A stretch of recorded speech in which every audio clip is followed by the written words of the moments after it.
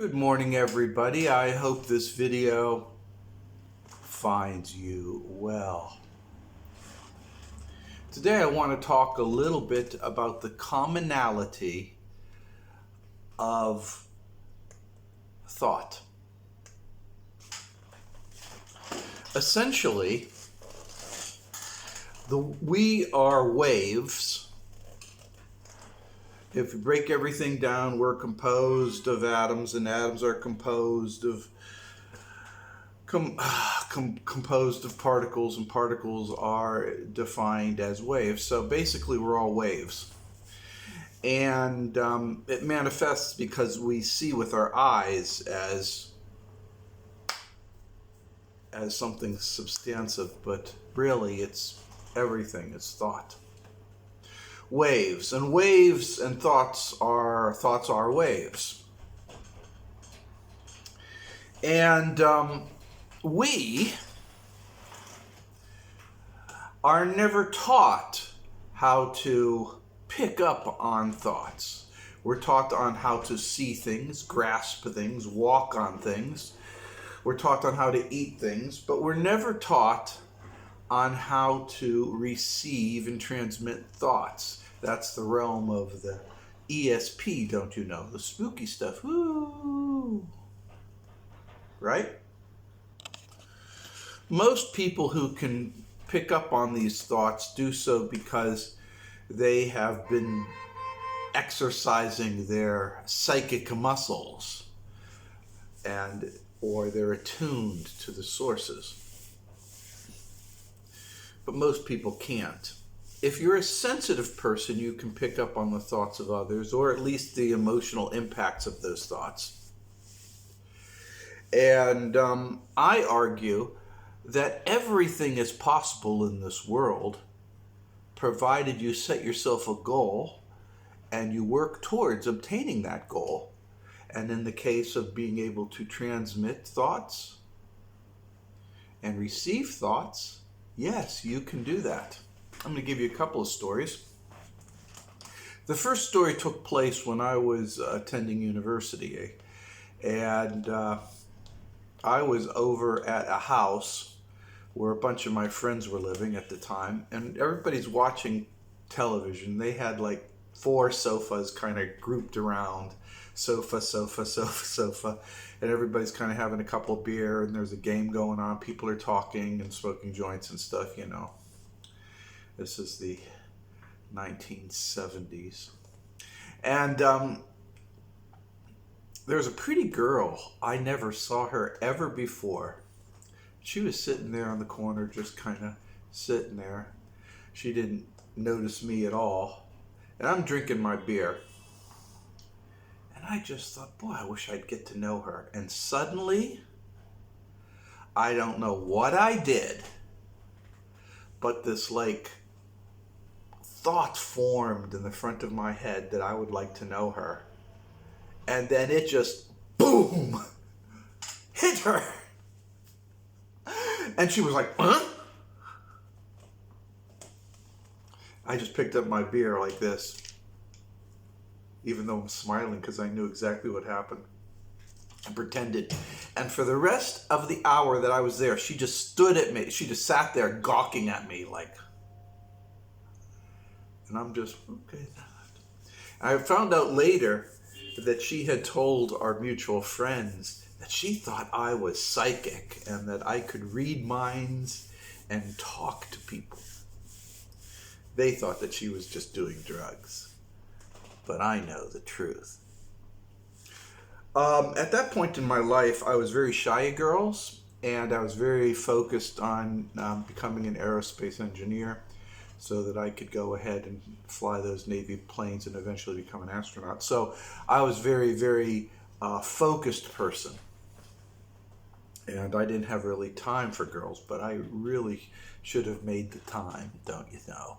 And but the point here in that is that I don't know what happened. It just happened. But it did happen. I'm not making this kind of stuff up. It actually happened. I don't know. It felt like, damn, this thing. Combination of everything. And remember, I was drinking a beer. I think it was my first beer, but I was drinking a beer and it happened. Now let me tell you about a second event. In this event, I was dating a girl. This was years later, and I was dating a girl, and she had other interests and other boys and all kinds of stuff like that. And she was friends with my sister. And I was visiting Boston at the time, and I was gone. And in the middle of the trip, I had the distinct imagery that I was eating cooked peppers. Distinct imagery. It's like I'm actually eating it, feeling like I'm eating it, but I'm not eating it. I think there's a term for that, but I had that distinct imagery. Okay. 3 days later, I returned back to the house, and nobody's there, but leftovers are there. And sure enough, there's leftover peppers, stuffed peppers that my sister had made for her and her friend, who was my girlfriend. Maybe it's a coincidence, huh? Anyways, she made it and was having a meal with my then girlfriend at that time.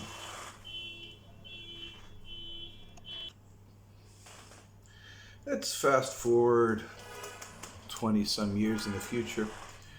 And I had been married to my first wife, and we got divorced. And she was living alone, well, on and off with different guys. But at this point in time, she was alone, and she had taken about 4 of our cats.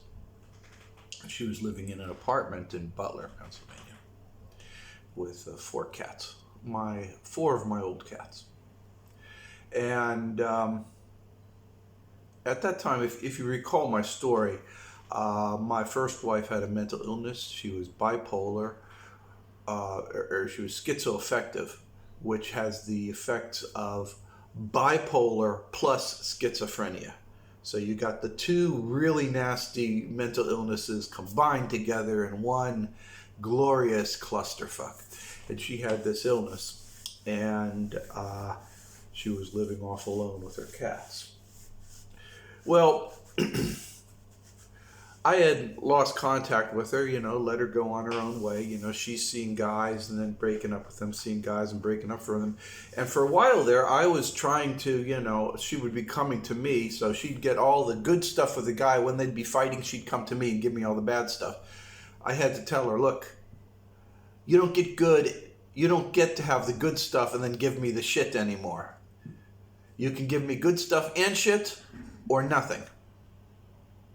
So we kind of went our separate ways, and she was off doing her things. Well, I found out, now for a while, for about 3 weeks, 2 to 3 weeks, I was having dreams. Now this was about 6 months after, I had last talked to her. And I was having these dreams. In these dreams, I was always dreaming of cats trapped in an apartment. Of course, I didn't, and I didn't know anything at all about what's going on, but I dreamed particularly my one cat, who we called Feely, and constantly trying to get out of the apartment, but is constantly trapped. She couldn't get away. Couldn't get out for the life of her. And the whole dream is constantly trying to get out, trying to get out, trying to get out. And I'm trying to get in, trying to help them. That was my dream. About a month later, and then after about 2.5 to 3 weeks, those dreams stopped. And then after they stopped, about a week later, my ex-wife got a hold of me.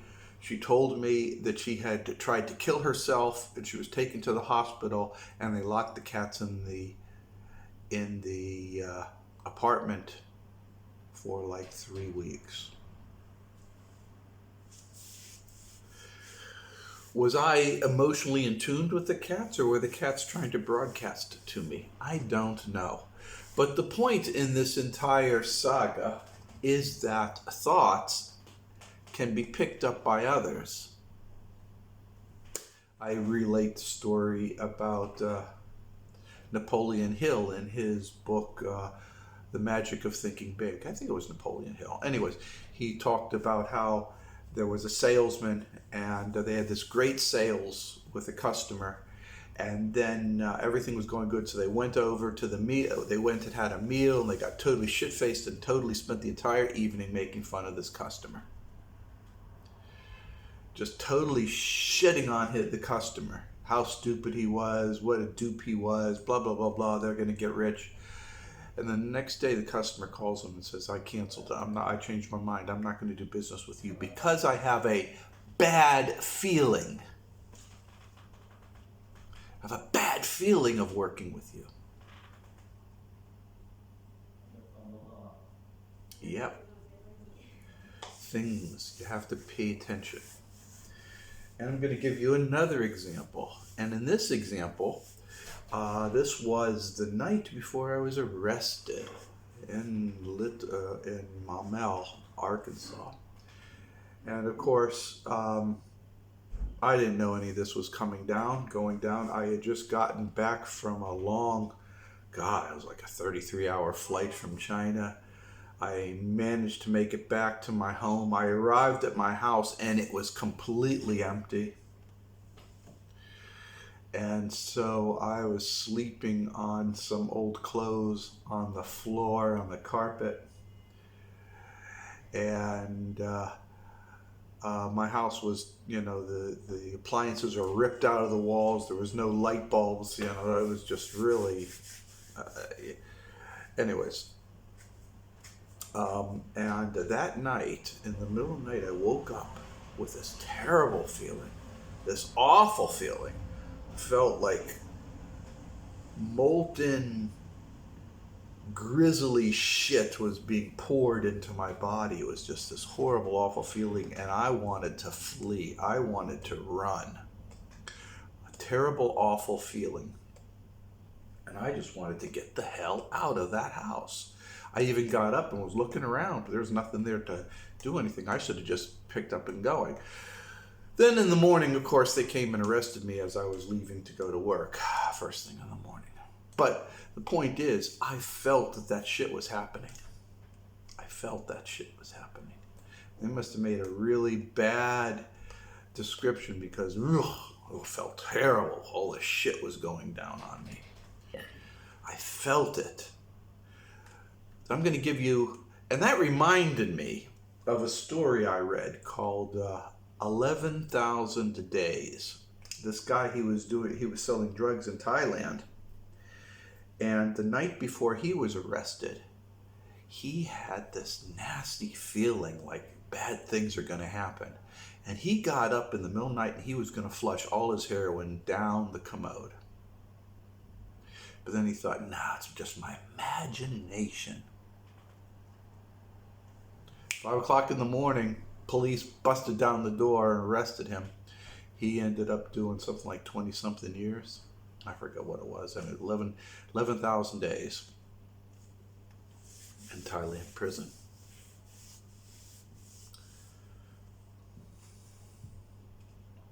Thoughts have substance, and we have to tune ourselves up so that we can hear even the slightest, smallest wavelengths instead of the stuff that's loud and flashing. Don't you know? How we get this ability to pick up on other thoughts depends on the individual, depends on your belief structure, depends on what you're eating and your general health. But I would argue that it's a matter of being aware more than it is a matter of your physical health. I was drinking beer when that one event occurred over when I was in college or university. And so I really don't know if it has to do so much with health as it has to do with attunement. You attune yourself and you have these abilities. You can attune yourself to anything. You can attune yourself to history. You pick up a rock and know the history of something. Pick up a old book and know the history of the owner. Or you can attune yourself. And that comes with practice. I'm a big believer that if we practice on certain things, we can become attuned to it. I mentioned before, my first wife, she had this mental illness, but she was really attached to me. I'd be at work, and as soon as I had to go to the bathroom, I would get up, leave my chair, and that's when my wife would call. She was that attuned to me. She knew everything that was going on with me. It was a little scary, actually. So, we need to attune ourselves. Now, when you get in the business world, you can't help but be a success as long as you have the ability to be attuned. Managers have to be attuned to the feelings of the workers, or they're a bad manager. When you're in big corporations, you start to see people who are not so well attuned. But in smaller companies, you have to be attuned or else it's going to fail.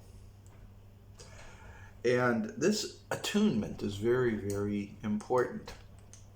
I argue that in the United States, it's like a big corporate environment there, a big political, corporate, bureaucratic, bureaucracy environment, and people have been isolated. They don't need to be attuned.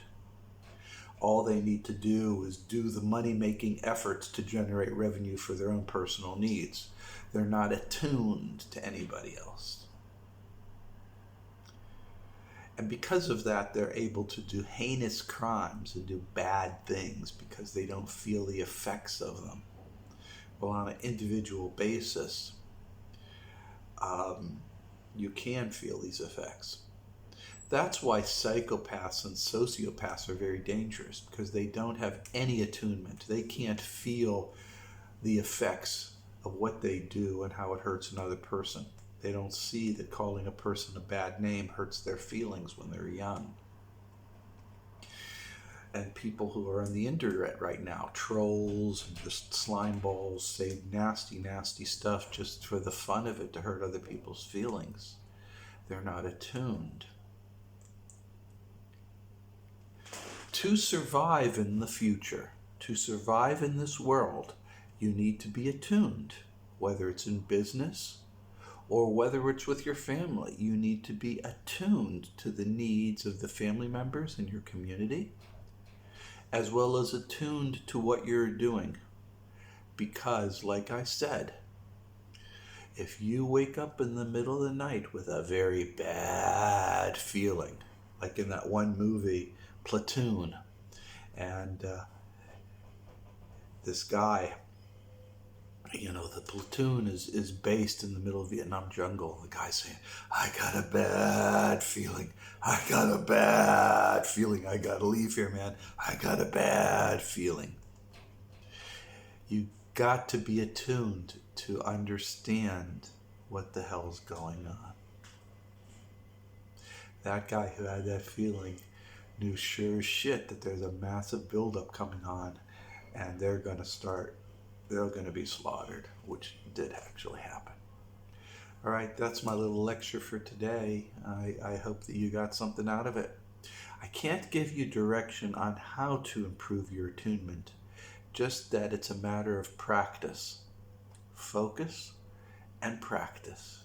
Focus and practice. And I know that as long as you keep on the route and just do various little exercises a little bit each day, focus and practice, you will obtain this ability. Take care, people, and know that I believe in you and everything you do, because there's only one you, and that's what makes you just